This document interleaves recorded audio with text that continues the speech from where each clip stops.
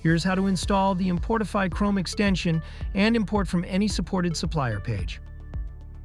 Open the Chrome Web Store and click Add to Chrome. Chrome asks once, Add extension.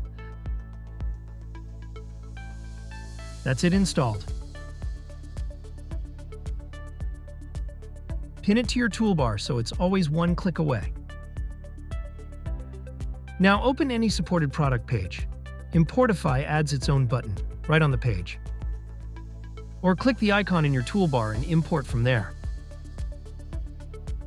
The same button on Temu. On SHEIN. On DHgate. And more than 25 others. The full list is in your dashboard. Somewhere it can't work?